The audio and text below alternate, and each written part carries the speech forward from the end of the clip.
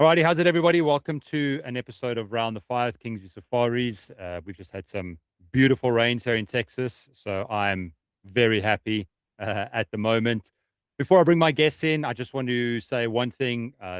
With the hunting season in full swing down in Africa, I've been getting a lot of people sending me emails, pictures of the trophies that they've been taking. I just want to say I love it. Keep them coming. I apologize if I haven't responded to all of you guys yet. I will get around to it. I've gotten a lot of trophy photos. Please keep them coming. I'm going to respond to each one of you, and hopefully the guys that are sending through to me, I can get you guys on the podcast. So I just wanted to get that out the way. And then the second little piece is I don't ask much from you guys. I've got a couple of really cool things up my sleeves planned. I'm kind of just waiting for the kiddos to go back to school before I implement them. But what I do suggest is if you head over to YouTube and subscribe to the channel that side, you'll stay up to date with it. Another one is, please, if you guys are listening on Spotify, Apple Podcast, there's a cool little review at the bottom. 5 stars would be amazing. A little review would really help get this out there. And that's kind of what I want to do with this podcast. So enough of that. I am ready to hear some awesome hunting stories, and I know my 2 guests have got it for me. So I'm going to bring in Brad and his son Jarret, and I know that I'm not going to be speaking too much in this episode. I want to hand it straight over to them and hear their story. So Brad, Jarret, guys, thanks so much for joining me today. How's it going? Yeah, absolutely. How are you? I'm doing very good, thanks. Like I said, we just had some good rain, so I'm one happy guy at the moment. Hopefully we get some good rains out the ranch and get some grass growing again for the cattle. But yeah, happy days. Can't complain from my side. And you guys been busy up where you are? Same here. Yep. We're getting good rain, especially for July, no doubt. Nice. Well, look, guys, like I said, I don't want to take too much away from you. Why don't you introduce yourselves? Brad, I know you got your son there. You guys have had a busy day. We were just texting before that. Practices, work, everything like that. But introduce yourselves. Give us a bit of a background into your hunting. I always like to ask that spark that set off your ambition for Africa, and then we can kind of lead into your stories. Yeah. No, Brad and Jarret Coffey, we're from Tennessee, Middle Tennessee. I started hunting with my father, literally sitting at the base of the tree under the stand when I was 5 or 6 years old, deer hunting here, and just went from there. I killed my first deer when I was 9, and it just went from there. I consumed all manner of hunting publications back in my day. It was Peterson's Hunting, North American Hunting with NRA. Remember Craig Boddington, John Sundra, those guys kind of got me peaked in hunting Africa. And I never really thought I would go. And but going back to Jarret, I started him out too. We started duck hunting together when he was 3. About then, yeah. 3, 4. And he would nice. That's pretty cool.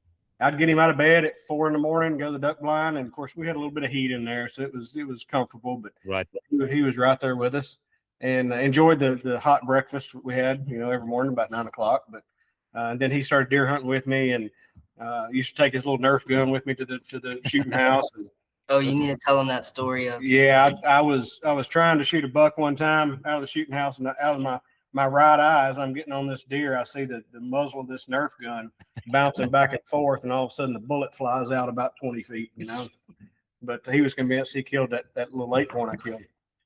I like that. So we both started early and on purpose. Sure. It's good stuff. So, but yeah, Africa was always kind of a dream. I never seriously considered it until 2003, and my parents were at a local charity auction that we still have this day, and the outfitter, the gentleman that started the charity, was a local businessman, and he had hunted Africa several times, and I guess talked the outfitter into donating a hunt, and my parents ended up buying it. Okay. And there was, I think on the package, it was 7 days, and I think a blessed buck and pilot and warthog, if I remember correctly. And my dad was at that time was in his early 60s, and he'd kind of slowed down on hunting. I'd taken it up and whatnot, but about a month after that they bought that package, they came to me and said, "Hey, we'll pay for your airfare and give you the hunting if you want to go with us. Anything above the package, you get to pay for." So I was like, "Well, let's go, let's do it." got off work, and we flew to South Africa on the old South African Airways and spent the first week in Cape Town. Okay. This was in April of 2004, and toured around, saw the sights, and then we flew to Port Elizabeth and joined up with the outfitter there, and drove it's about 2.5, 3 hours to their ranch. And long story short, in 7 days, one of which we went to a game ranch, I killed 6 animals. So my bill was quite above and beyond what I expected it to be. I bet it was. But on the way home, literally on the flight, I was thinking, how do I get back?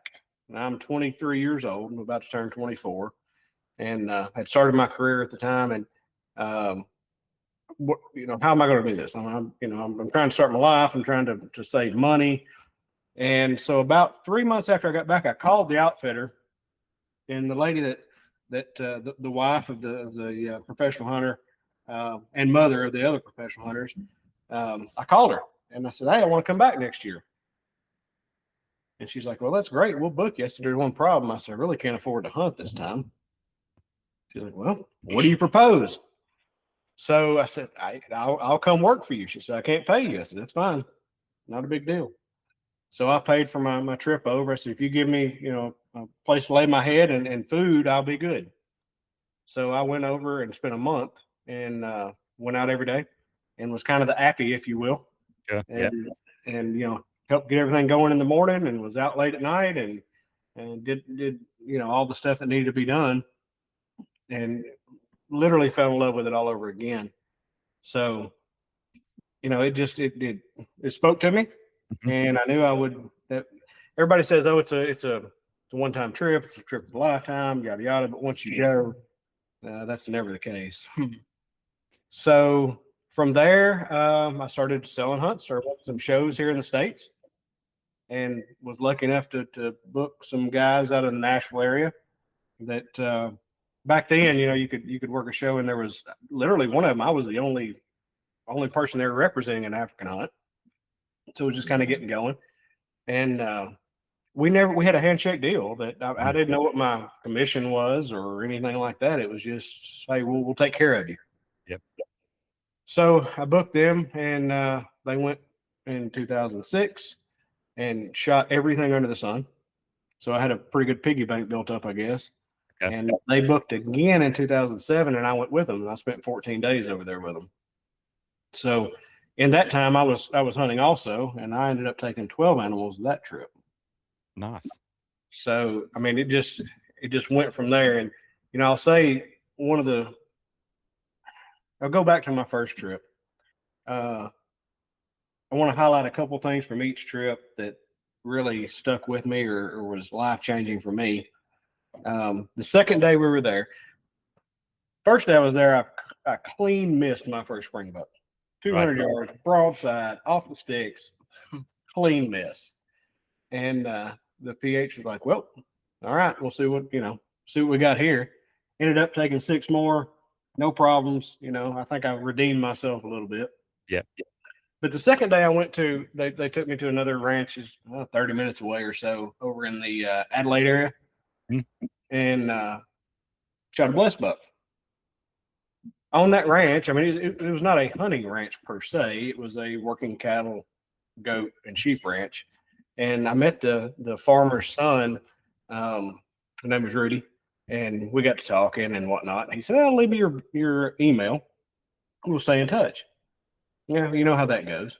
Well, long story short, Rudy and I are still friends and talk almost daily via WhatsApp. And he has been, or I have been to his place every trip to Africa. And so that lifelong friendship started that day. Yeah. So I go back to when I went with my clients and had a big time with them. And then I had a little bit of a gap, just life and whatnot. Got married. So where are we going on the honeymoon? We're going to go hunt. Nice. So my wife, bless her heart, she was agreeable, and I got to introduce her to Africa and everything it has to offer. And we flew in and went and we hunted the first week, and then we rented a car in Grahamstown and drove the garden route over to Cape Town, and then spent I think 3 or 4 days there. actually in Simonstown's where we stayed, outside of Simon's, Glencairn, Okay. Yeah. and enjoyed, everything about that. The next trip was, 6 years later, I guess. And I took a very good friend of mine who had never been, and he was a bow hunter.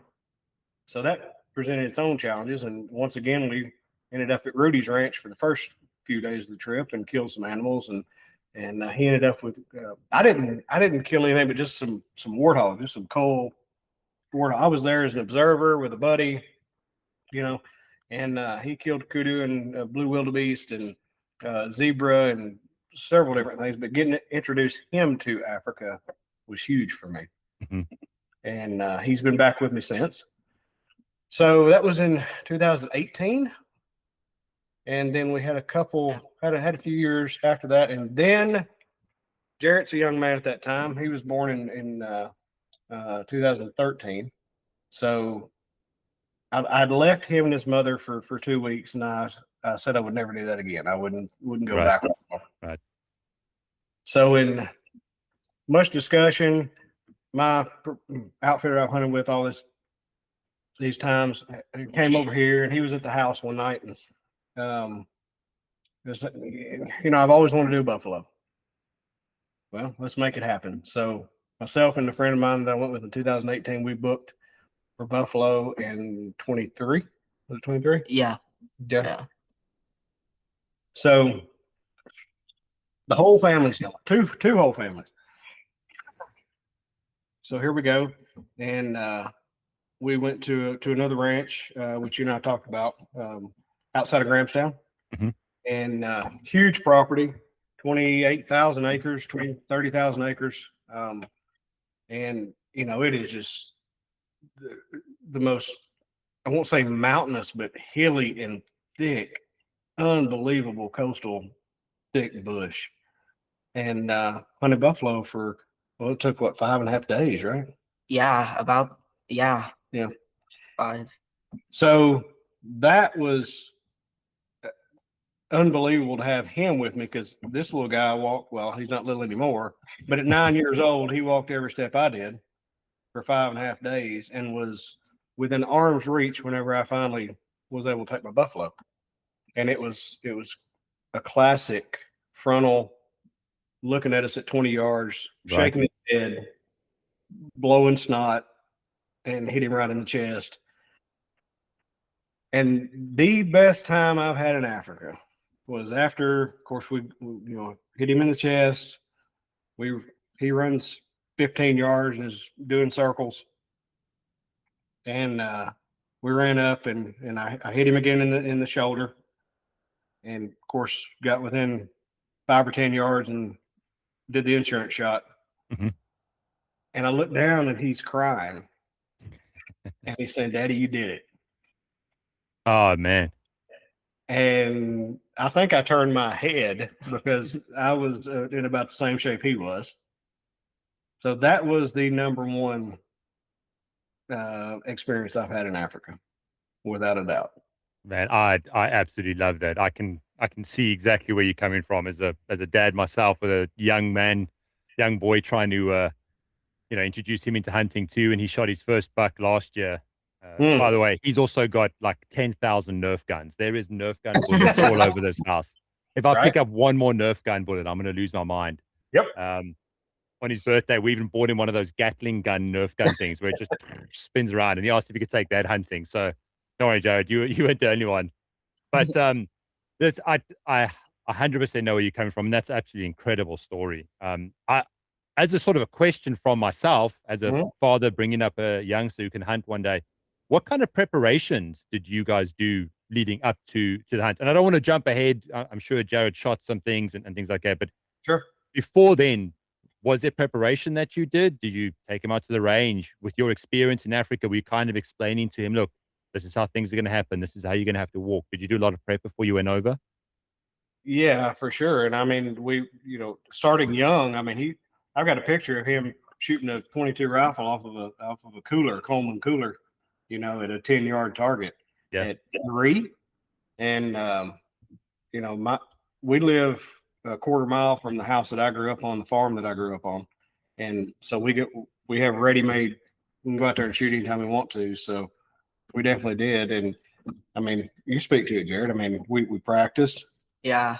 Went through all the safeties, Mm-hmm. everything I needed to do to be safe, and how to handle a gun. Yep, that's true. Even at 12 years old now, he's very safe with a gun. So that's a good point. That was huge for us. So how old are you at the moment, Jarret? 12 years old. Oh, okay.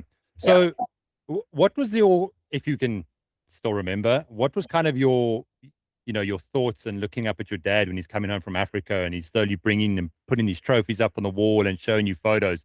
Was that a spark that got ignited in you that you wanted to hunt Africa one day? Yeah, I was amazed. Especially that time he came home in 2018 and he told me all of his stories. I was wishing I would go there one day, and here's how it turned out. And what kind of animals have you got? Again, I don't want to jump ahead because I want to hear your stories of how you did it. But as a youngster, were you kind of having these visions of going after buffalo, kudu, all these types of things, just like your dad did? Yeah, definitely. And then I still remember at least the earliest hunting story I can remember is me and my dad went squirrel hunting at our old house, and I had my Nerf gun. There's a picture, and I saw the first squirrel, and I think I was only like 3 years old, and I was so proud of myself. Still got the good eyes. Yeah, I love it. It makes a big difference, isn't it? When the youngsters go on safari, they kind of put you to shame, don't they? With all the animals that they can spot. Yeah, for sure. So now you said you went all as a group, as a family, together. How many of you were there in total on this family trip that you went? Which I'm guessing was Jarret's first time too. Is that correct? It was Jarret's first flight over. So there was 3 of us, and there was 5 of the other family that went. Okay. And one of the reasons why I asked that is because just out of curiosity for someone that's listening that may be wanting to bring their families too, is that I know you had a history with this outfitter, but you still kind of put it towards them and say, look, we got this many people. How many PHs do we need? Do they have enough vehicles? What happens if maybe half the group wants to go hunting and half the group wants to go on a day trip to Addo or wherever it may be? Right. Did you guys kind of organize that beforehand? And obviously with your relationship with the PH, make that a lot better? I won't say we organized everything to a T. I mean, you know how Africa is. It's kind of, hey, we'll make a plan. And they did. So, we knew that we had the wives with us and some younger children that weren't going to be hunting. My friend and his son were going to be hunting, as Jarret and I were. And it was like, hey, we'll have a good time. And yes, our outfitter he set us up perfect property. The lodging was immaculate. The chef became Jarret's best friend. Everything was top notch. But the ladies, they hung out by the pool. They read books. They went with us a few times. And my wife will tell you to this day that is the most relaxed she's been in years. Cool. Because it's just being out.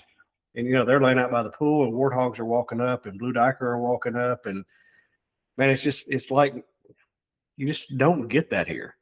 You don't get that here because so many people are concerned. What's my wife going to do? My girlfriend, my spouse, my better half, whatever it may be. Right. And you can see all the pictures online as much as you want to, but you can't explain sitting by a pool and seeing a warthog walk past.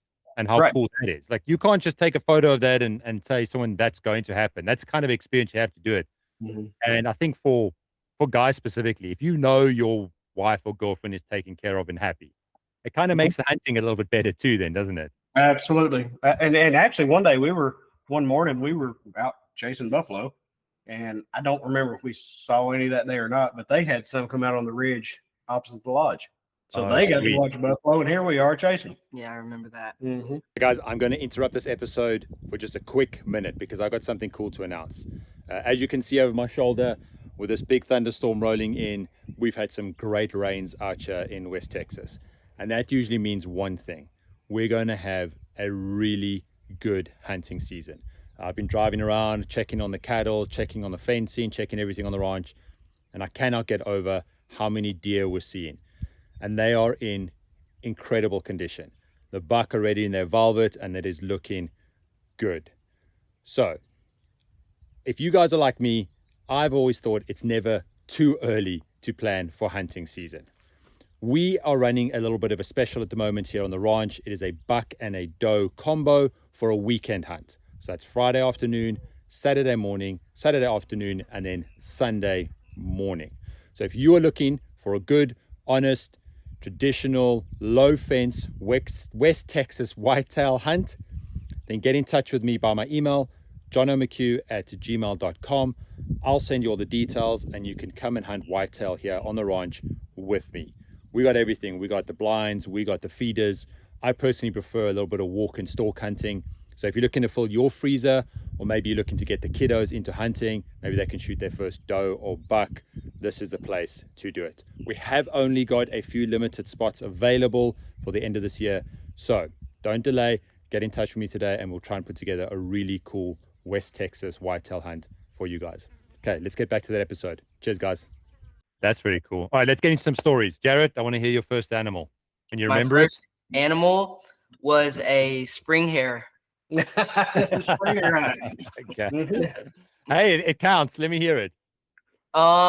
We had gone down to Dad's friend's Rudy's ranch, and we it was all of us, and so it was probably like 9 or 10 at night, and we all had flashlights in the back of this truck, and we're driving around his field, and I think we had killed like 2 or 3 before that, and so I found one, and I think I accidentally jumped off the truck before it stopped, and so they kept going without me. And I was running at the spring hare as fast as I could, and I had my stick, and I remember it was up against a like a corner, and my dad had bet one of the other kids that we were hunting with, if he could catch one live, he could get $100. And so my other friend is trying to go and catch this, and while he's trying to go in and catch it, I'm trying to hit it, and it was the funniest thing. He was like, "Are you trying to kill me, man? Like, what are you trying to do?" Good old fashioned spring hare hunt. So he was trying to catch it live. You were trying to kill it, and he was getting in the way there. Yeah. But I will say I lost my $100 that night too. So that's well earned. Do you know what? I absolutely love the fact that you told that spring hare story, because let me tell you something. 90% of the kids, myself included, growing up in the area, we did the exact same thing. Sure. And I'm sure you know now, it was always the worst when someone's on the spotlight and you see a spring hare, everyone jumps off and they go running. Yeah. But they don't realize that spotlight just goes along the top of the ground. So you don't see if there's a warthog hole or a tree stump or whatever it may be. And you are just running as fast as you can and you're just falling over everything. Yep. So I love it. The fact that you got to experience that, something I did as a kid, is phenomenal. So yeah. Oh yeah. Spring hare, first animal. I love it. Well done. Now the first shot animal was a warthog. Yep. It was right after Dad killed his buffalo. I think was it the same right day? before. Right before. Yeah. Okay, right before, because it was getting to the end of the trip. So I wanted to get some animals. Nice. And it was probably like 100 yards. About 150 yards. 150 yards on the sticks. And it was this little, like, it dipped in a little bit, and then it had a little hill, and I could see this warthog. It wasn't the biggest warthog ever, obviously. I could see it right through that little gap, and I took the shot, and there we go. It dropped down. Yeah. Nice. Can you remember what caliber you're using? 308. Yeah. With a suppressor. 308 suppressor, I guess. Got a video of it. Yeah, it was. We had the conversation because we've been after buffalo for about 4 days, and the PH was like, "Man, we just going to have to break the ice." Yep. They said, "I'm gonna throw the 308 in here. We see a good warthog. Jarret's on the sticks," and sure enough, about an hour later, thumped him. So he got bloodied, and he wore that blood for the rest of the day. I think he ate supper with the blood on his face too. Well done. That's good. Did they make you eat anything, or did they just put a bit of blood on your face? Oh, The yeah, full Did I? treatment. it was pure blood. Okay, good. Well done, man. That's awesome. What were you kind of thinking at the moment before you shot and then afterwards? Because this is obviously your first African animal. You're with a rifle. But did you Well, kind of go yeah, through different emotions?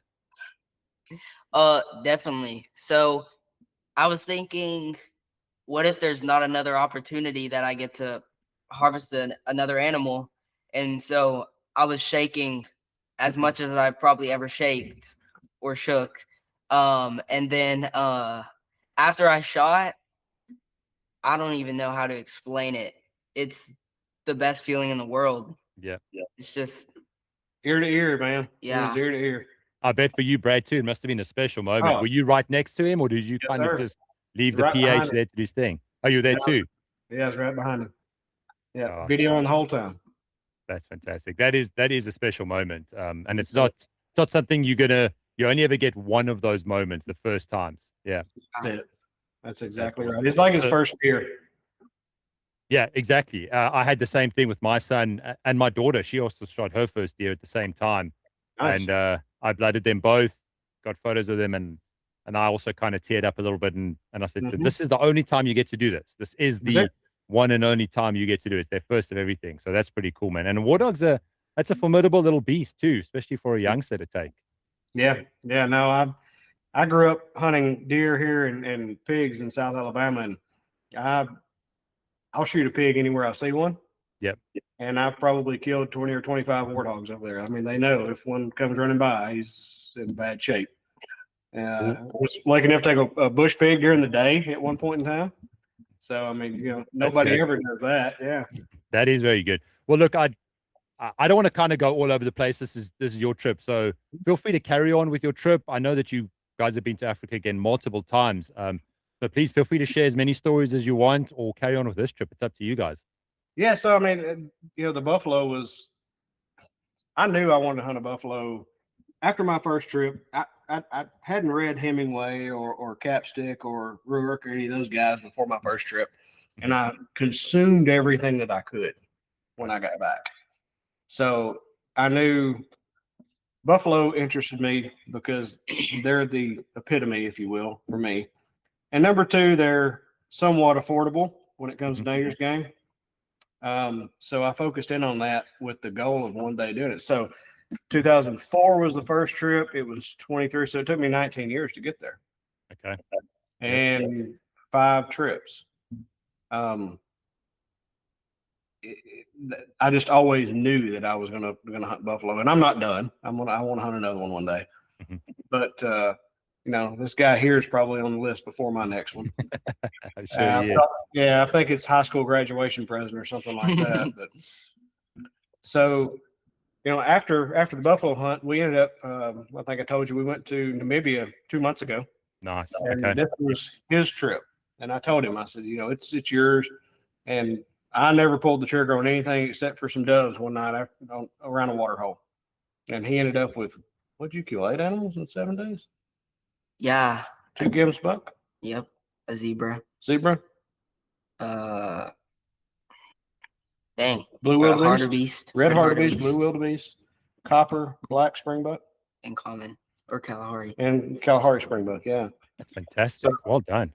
Yeah, we got back in May, middle of May. We were over there, and it's how quickly can we go back, and what's the next trip look like? Right. But there's so many memories, and I could sit here all night and go back through my memories of Africa. It's the one thing other than my family that has shaped me. And shape my thoughts. There's literally not a day that goes by that I don't think about, hey, what am I going to do next trip? How am I going to, swing the next trip? Yeah. That we're working people. I mean, we're not well-to-do by any stretch of the imagination, but we make it work. And that's become, that's a focus in our household, in our life. And luckily my wife's on board and loves to go over as well. So,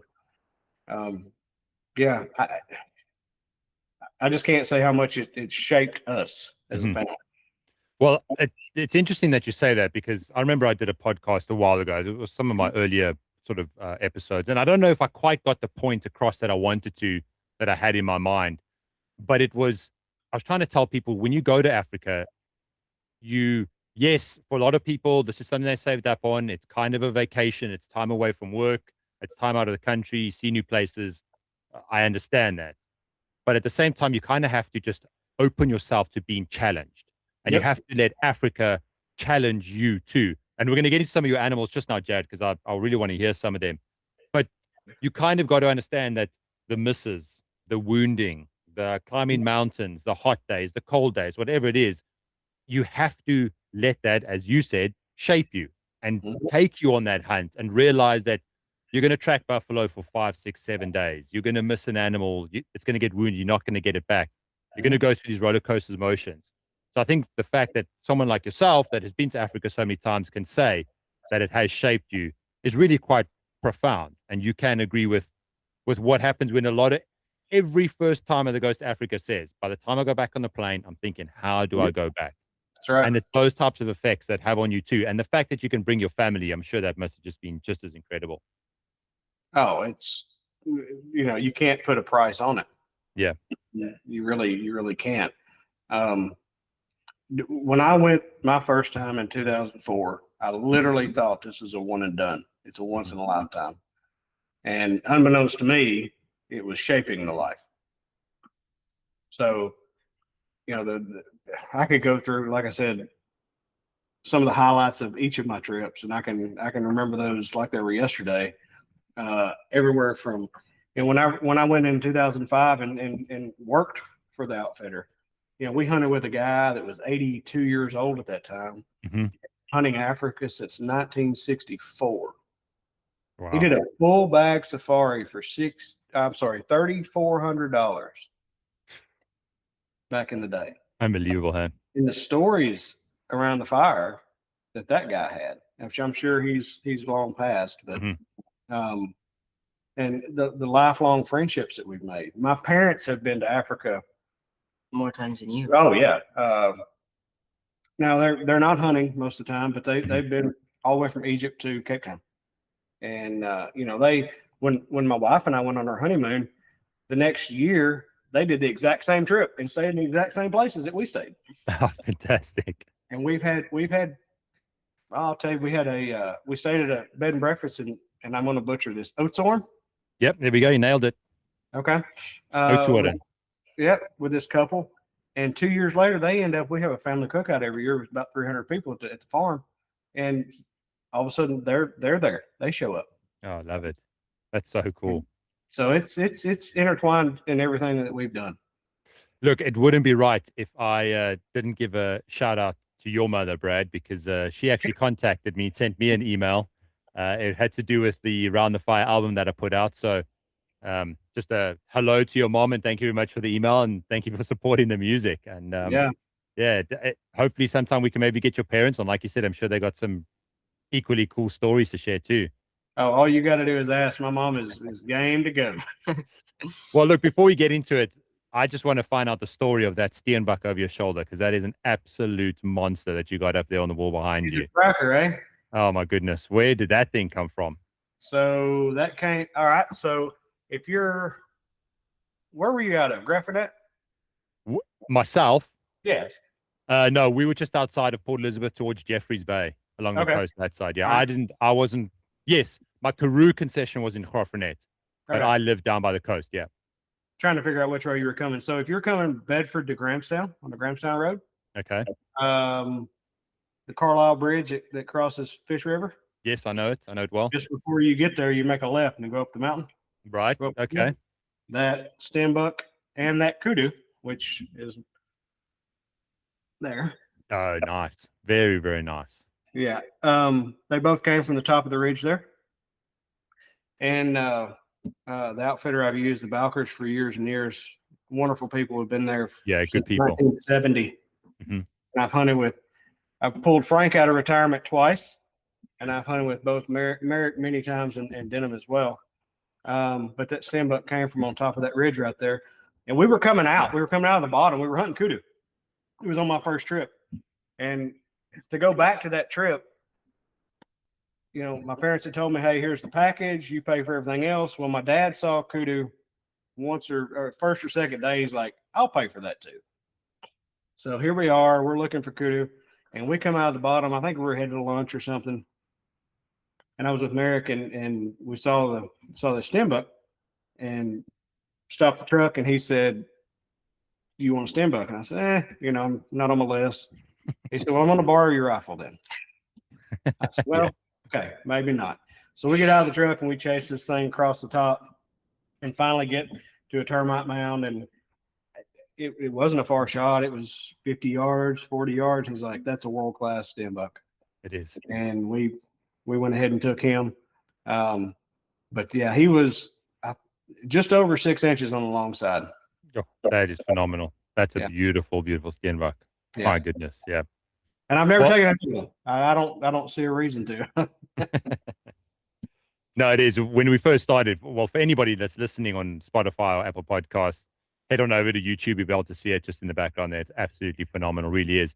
But yeah, Jarret, all right, let's hear some Namibia stories now, because I know that the Eastern Cape and Namibia, I mean, you're kind of talking to completely different spectrums here. Yeah. You really are. So what was that like for you? Feel free to share some stories, your favorite animal. I'm passing the mic over to you, young man. Go for it.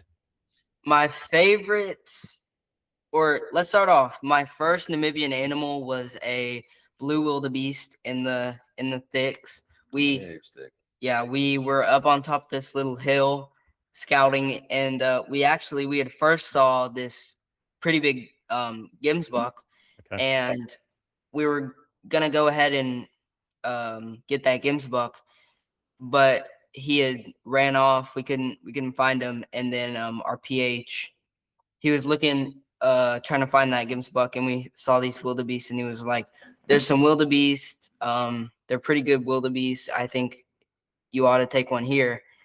And so we get down this hill, and probably like not even 100 yards. No, it was about 70 yards. Yeah, 70 yards. Okay. And I shoot him off the sticks right behind the shoulder, and he drops down. And then yeah. This is 8:30 on the first day. Yeah. That's good. That's good, because wildebeest is one of those animals that you don't get that shot placement right, he'll punish you. Yeah, they're tough. Yeah, that's awesome. Well done. And thank you. And my favorite Namibian animal is definitely my zebra. Okay, let's hear that one. Tracking that zebra. So, okay, it was our second hunt of the day. It was about to get dark, and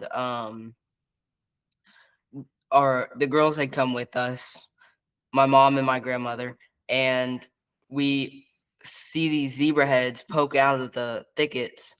And so we stop the car, and we get out. We're trying to be as careful as we can because we just drove right by them. So we end up we have to go up this little hill, and we couldn't find the zebra, but we saw their tracks and where they went. And then we see off to the distance, probably like 400 yards away, these gemsbuck. And so we go down, and we're trying to meet the gemsbuck, and the gemsbuck again gets away from us. But then we see the zebras, and they're like 200, 300 yards away going over this hill. We couldn't have gotten them. And so we end up walking a little bit further, trying to catch up with these gemsbuck, and he ends up just calling it. We'd probably walk 2 or 3 miles trying to catch up with these gemsbuck. There's a proper tracking hunt. And then sounds like it. Yep. He goes ahead and calls in the car, and we take a break, just ride around a little bit, and then as we're coming back, trying to go back to the lodge, I think, right? We see zebra, which I don't think they were the same zebra because it was a pretty good ways away. So we get off the car, we go through these thickets again. Namibia is so thick, golly. And we're tracking them for another probably like half a mile or a mile. Probably. And I get a shot on one, just through these 2 trees. Yeah, he had very small area to slip it through. Yeah, Again, I've got video of that. and he rears up on his hind legs, runs probably 20 yards, and lays down. And then funny story there. The tracker put Jarret as the tracker. Okay. Yep. Yeah. And in my defense, I was so excited. I was just looking everywhere. And so I'm trying to follow this blood trail, and I keep going off of the trail. And so Walked right past the zebra. yeah, PH just tells me to look up and look to my left, and he's probably 10 yards from me. And I just Oh missed. my goodness. Yeah, beautiful, beautiful mountain zebra. I was Yeah. going to say, and you couldn't exactly say it was camouflaged. It is literally white and black. It probably stands Right. out more than anything. Yeah. Another animal that was really fun to hunt was my second. It was the red hartebeest. Mhm. It was not even 2 miles we had gone, and we see these red hartebeest, and we had seen them the day before, I think. Yeah. Seen that bull the day before. Yeah. Okay. And Yep. so It's proper. we go up on this other hill and we're looking at him. And so we go down the back of the hill and around, and we get under this big tree, and he's on the mountain quartering away from me, and then he turns broadside right to me, and I hit him a little high up, just right below the neck. Okay. No. Yeah, he dropped down, and then we had to go ahead and shoot him again. But It's 240 yards too. So That's a long distance. It's a good Yeah. poke. yeah, that one was a really fun one to hunt. he never missed anything in Namibia. And Well, that's from what I 70 wanted. yards to 360 yards, it was. That's what I wanted to ask. Is that when you're on the sticks, maybe you've seen the animals, you're starting to get towards them, you get up on the sticks. Yeah. What are you kind of feeling? Are you nervous? Are you anxious? Because I know what Oh, kids like at this age. Well, I was probably the same, and if you're anything like my boy, you're completely fearless. And more than anything, it's dads that are shaking that are the ones that are nervous. But are you getting nervous before these shots? yeah, definitely. I'm nervous. I'm shaking. I'm trying to get the gun on the sticks, and I'm just slowly. PH is telling me to hurry up and get on the sticks, and so yeah, you're really nervous. At least I was. Yeah. Yeah. And what was the PH kind of like leading up to it? Was he really good at communicating, showing you the animals, leading you through? Did you felt like, okay, the PH is a good guy, he's going to take care of me, kind of make you feel better? Top Yeah. notch. He was the one that has the video of it. He's the one that took the video of Oh, mine. sweet. That's Yeah. cool. I'll send that to you. Yeah, please do. Now it was we got luckier. We did our research right or whatever, but yeah, the Namibian outfitter was outstanding. Family owned operation. They were on 50,000 acres. Who was that, if you don't mind me asking? Oh, I'm gonna butcher this too. No, I can do it. All right, do It's Bergsicht. it. Okay. It's German. Yeah. Bergzicht. There you Yeah. go. That's it. Bergzicht. You gotta grind that G. You gotta grind that G, the Bergzicht. Okay, I've heard of them. Fantastic operation. So you went to those guys. Nice. Yeah, I recommend them to anybody. Oh, brilliant. Great food. Oh God, yeah. Everything was top notch, from PH to trackers to facilities to game. Beautiful place. Beautiful place. Okay, so well, I must admit, before we did this podcast, I went onto Facebook, did a little bit of stalking of my guests, as I often do, and I came across an incredible photo, which I absolutely loved, and I'll show my boy after this too. And I think it's the one where you guys you're at a sundowner spot or something like that, and there's a table, there's drinks and everything, and I think there's a shot of you two just kind of looking out, and Brad, you've got your arm around Jarret, and it was just a really cool photo. And I thought that right there is actually what it's all about. Surely, I mean, that was just a fantastic photo. For sure. Yeah. That place was magical. My friend Rudy back in South Africa, outside of Adelaide, at their place, have got an absolutely stunning cliff krantz that we go up above the house, and we have sundowners on every time we're there. and it's one of my favorite places in Africa. And we'd spoke that. Rudy joined us in Namibia. He flew over and joined us. Oh, So cool. Nice. he's part of everything. And we talked about that place, and he didn't say anything, yada yada. But then the last night, he had us go. We were just going to drive around because Jarret had spent all my money by that point. Well, and you gotta say he couldn't come. Yeah, he couldn't come because he was working on another hunt. And of course, we pull up on this spot here. He's got the table set up, and the hospitality is. I've not been with anybody in South Africa that hospitality is not top notch. Oh, that's good to hear.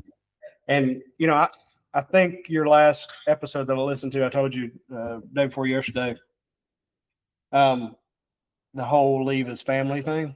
That means something. Yeah. I mean, everybody I've hunted with, interacted with, has been a part of the hunting community in South Africa. I still talk to them. We WhatsApp all the time. We've had people stay at our home. We've, every year in Nashville, we go out with our outfitters for supper. You really make lifelong friends. You do. Even since I immigrated here to Texas, I stay in contact with the guys that hunted with me back in South Africa, and a couple of them I've gone and had Thanksgiving with and had a cookout with and visited, and always stay in contact. And you do. And I've said this before, it's not just a marketing cliche anymore of this whole come as friends, leave as family things. You do. Because it's funny enough, when you guys have been going after a kudu bull or gemsbok, whatever it is, and you've been busting your ass. Sorry, Jarret. No, he's good. He's used to it. You've been busting your ass off to go after it. It forms that bond, and you're like, this is the person that I enjoy spending time with. Yeah, no, it really does. I mean, Merrick Bowker, the PH I've hunted with the most, is a wonderful friend of mine, and we chat about things other than hunting. And but I would hunt with him anywhere. He's worked here in the States for other outfitters, and the knowledge that you guys have got, and I'm saying you guys as a whole in the Eastern Cape, as far as PHs, is amazing, and your skill is bar none. Yeah, I've not had a bad experience one. Yeah, well, I'm glad to hear that. I really am. It's a culture and a way of life, and growing up in it. There's some fantastic people throughout entire South Africa. I mean, I know that Namibia is just, I still think it's massively underrated in terms of hunting. It is such an incredible hunting destination. It really is. Okay, as is Limpopo, KwaZulu-Natal, everything. But I've got a special place for Namibia. I've been over there a couple of times, and man, that is a wild, wild place, and with some seriously big animals. Wide open too. Wide open. Well, there's a question that I want to put to both of you, and feel free to start whoever wants to. But what's the one animal, not necessarily the most difficult, but the one that surprised you the most in terms of just how tough and hard it was? One that you thought, man, I didn't expect that hunt to be like that. I'm going to go first? Yeah, I got to think. Okay, so this might surprise you. Gray Diker. Oh, yes. 4 trips. Okay. Before I killed a Gray Diker, and it was on the honeymoon trip. I look over at my wife. She's sitting here beside us. And she was over my right shoulder when I finally connected with one. Now, I didn't hunt one seriously, but a couple times. Gray Diker, bushbuck. I know you have an affinity for the bushbuck. Yep. That is, I could hunt Diker, kudu, and bushbuck in the Eastern Cape every year and be happy the rest of my life and be done. Yep. Those 3. So did you have chances on Diker? Did you just not see them? Because they call them the kiss my ass buck, because a lot of times you just see its backside and it's gone. That's happened to me several times. Yeah. And, it was during another hunt. We were looking for bushbuck, or we were looking for kudu, or whatever it might have been. And it just never happened until my 4th trip. And so that one for me was a hard one to get. Yeah. I probably killed 20 warthogs by that time, but it took me 4 trips to get a Diker. And That's other guys, they go over there and kill them on the first day. It's a good one. It's a toughie. Yeah, for sure. Mine is probably my zebra from last trip. That was the longest I've ever tracked any animal, and it was my favorite. Those trackers did a phenomenal job. Yeah, they did. And in Namibia versus Eastern Cape, where if you guys could sell rocks over there, you'd be rich. Sure. But it's more red sand, so it was. I won't say easier to track, but you were able to track those animals, and they did a phenomenal job separating out when the herd would split, and they could track that individual animal. Were there trackers, the Khoi or the Bushmen, probably? Yeah, I don't remember where they were from. I believe they were, yes. Because the reason why I ask is that obviously, the Bushmen, the sand Bushmen of the Namibian area are renowned for incredible trackers and Right. kind of, I suppose, into the Botswana area too. But there's so many different guys from Namibia that are phenomenal trackers. So it was just out of curiosity. Yeah, I believe they were. Jarret says they were, so I'll go with that. But Joe, what did you think about the size of the zebra? They're pretty. It's a big chunky animal, isn't it? They're so much bigger than what you see on photos. It's crazy. I thought it was. Yeah, they're so much bigger than you see on photos. Thick. And they're so pretty. And they can move fast. They can climb a mountain. They're agile. Yeah, definitely. Tell me a little.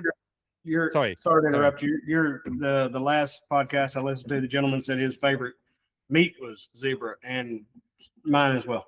Zebra backstrap. Very good. Open fire. Mm-hmm. You got me.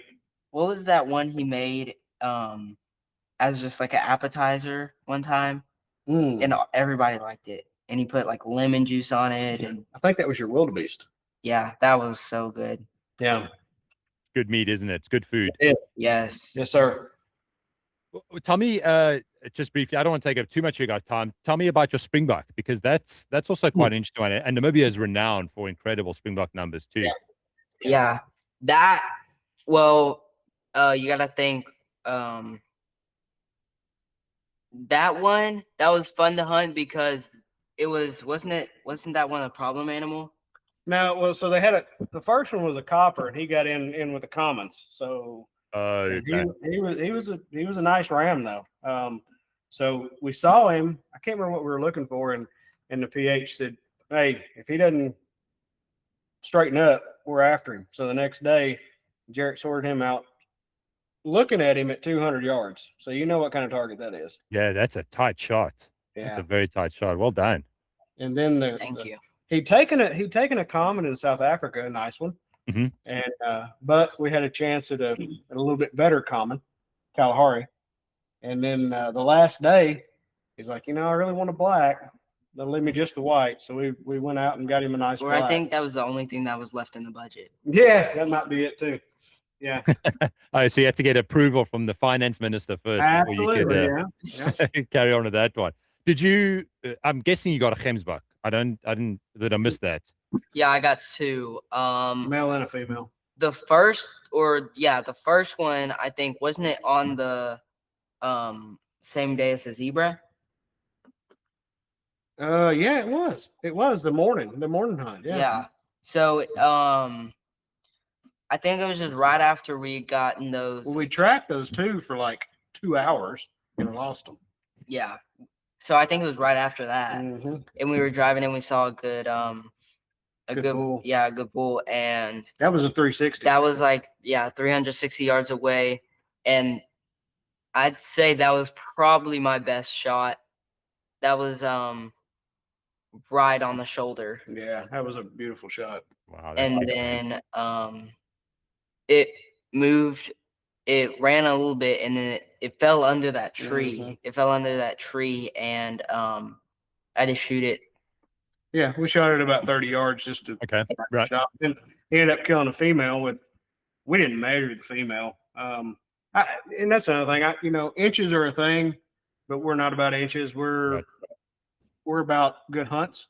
Like the stembuck behind me. Yeah, that's awesome. I'm looking at a warthog over here. He's got 11 inches showing out both sides on the other wall. Good.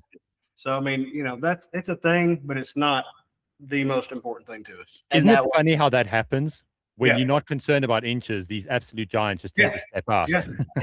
Yeah. Well, that warthog there, that's a great story. That was the first trip. It was Rudy's, right? No, it wasn't at Rudy's. That was at Balker's. But my mom actually spotted him out of the back seat. Okay. About a mile, and we took off after him from that place. I got on him at 240, and he gave me the slip. Ended up shooting him at 26 steps. Wow. So, I mean, it was just an unbelievable hunt. Yeah. Took about an hour and a half. Yeah. Oh, that's phenomenal. That's so good. Yeah. So you guys, you finished up your Namibia trip. Are we cooling off? Have you got any other hunts planned? What's next on the agenda? So there's nothing booked, but my next thought is back to the Eastern Cape because it's it's near and dear. And Jarret has yet to get a kudu, he's yet to kill a bush buck, and he's yet to kill an eland. So I have a plan that we might do kudu in the same mountains I killed my first one, the one behind me, 20-something years ago. And I have something to say. Oh, okay. My eland, that's what I wanted to get last. Yeah. And Dad said no. Yeah. So I had to settle for something a little bit cheaper. So listen, I've got something to say, Jarret. I don't want to see any photos of your dad cutting the grass, cleaning out leaves of the gutter, painting the house. That's all on you now, man. From anything your dad wants, that's all on you, buddy. You got to start owning these animals because those are going to be some cool hunts. Yeah. I do it to do it again. Yeah. So that's kind of what we're thinking about next trip. Yep. And maybe, back to, again, the same outfitter that I've used for years, and maybe back to Fort Governors where the buffalo came from. Yeah, that's a fantastic area. I also have been stomping around in those areas quite a bit, and it's incredible. And I'm sure with those eland, I know that the Barkers and those guys have got access to some incredible areas, but hunting an eland bull up in the Karoo Mountains, when you just get right up into there and you see these absolute monsters up there, it's going to be a really, really good hunt. One thing we didn't touch on, he's been to Africa 3 times, one time without me. He went with his grandparents to Kruger for 2 weeks. Oh, fantastic. Tell me about that, because that's a cool area. That was that was a really fun trip. I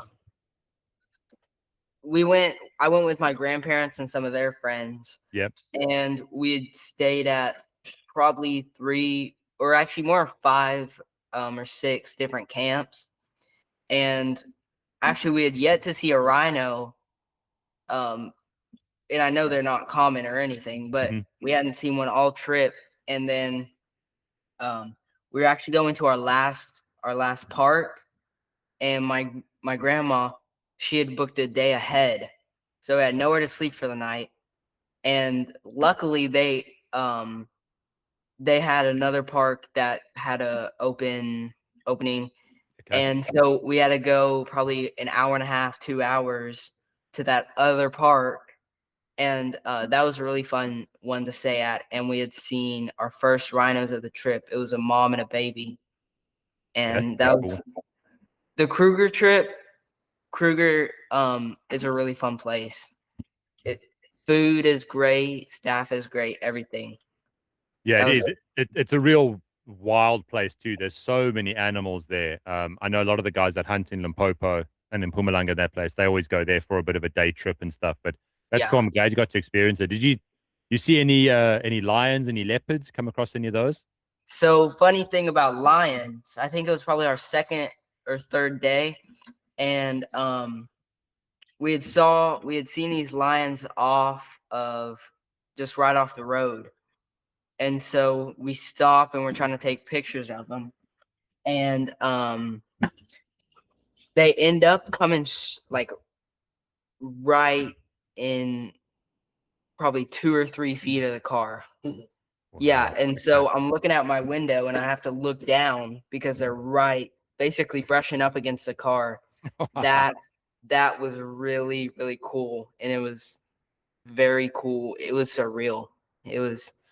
And then another thing is everything there is so big. And then you're like, why doesn't anybody hunt these? And then you have to think a little bit, and you're like, okay. Yeah. You're like, it's like a big version of Addo. I've been to Addo a couple times, so yeah. And you end up sizing up all the animals, and you do, don't you? Trophy judging them and all sorts of things. Yep.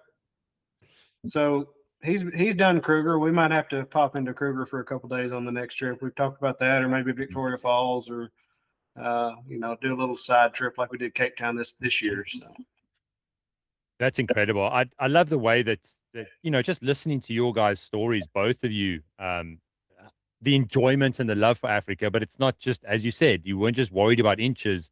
You guys have experienced everything, the cultural side of it, the landscape, the nature, making friends.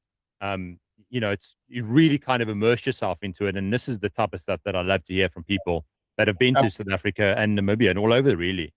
Well, look, it's all encompassing, right? I mean, it's the friendships, the scenery, the people, of course, the hunting. But yeah, it's once you go, you're in trouble. And Jarret, I'm sure, I know you got your eland, your bushback, probably in Yala. You haven't got an Yala yet? No, Not not yet. yet. Okay. Not yet. So you're probably going to finish off the spiral and everything there, but let's just take the hunting of the animals aside there. What else do you kind of really enjoy about Africa? Is it sitting around the fire? Is it getting to know the trackers, the PHs? What's something else that you really enjoy looking forward to? Definitely meeting new people, meeting the trackers, the PHs, sitting around the fire at night after having supper. That's one of the best things about it. And even just talking with the trackers after you've killed an animal or just on the back of the truck. That's really fun because they have stories too that you probably wouldn't hear unless you engage with them. Well, look, I can't believe we were even speaking for just over an hour. I feel like I could keep chatting to you guys for more. And once you do go out onto your trip, I'd love to get you guys back on again. And as I said, Brad, your folks, I'd love to have them on too and hear their stories. I'm sure they got some equally exciting ones too, especially from back in the day there. Yeah, for sure. They, like I said, they've been from Egypt to Cape Town. So I don't remember how many countries they've done, but they've done the migration in Tanzania, Botswana, Zimbabwe, Zambia. So I'll definitely pass that along. I'm sure that they would love to. Yeah, please do. And Brad, if anybody's interested in kind of getting in contact with you, maybe they want to find out more about the Eastern Cape and the guys you hunt with, can they do that? And if so, how would they do that? Well, I'm kind of like you, man. I always love to talk hunting and especially Africa. So my email is Brad Coffey, COFFEY 45 @gmail.com. Also on Facebook, and I can't remember what's on there now. I think it's a buffalo or something to do with hunting. So I'm always open to talk. Shoot me an email, and we'll hook up and chat on the phone a little bit. Would love to. Cool. I'll put those details down in the descriptions below. And before we sign off, I just want to say this. Jarret, you're an absolutely fine young man. You've got some incredible opportunities. Just listening to you, the way that you talk and the way that you enjoy in hunting, I can see that it's a good passion of yours. So just keep going. Just keep being thankful for it. And Brad, you do an absolutely incredible job as a father raising a phenomenal young man here. So congratulations to both you two. Thank you. Well, gentlemen, that's about it. For everybody watching and listening, thank you guys very much. Please reach out to Brad and support these two guys. And yeah, hopefully we can get you guys on for another episode. Thanks so much. Yeah. Be glad to. We can dive in deeper and really get into the meat and potatoes of it. Love it. All right. You guys take care. Enjoy the rest of the evening. Thanks, Jono. Thanks, guys.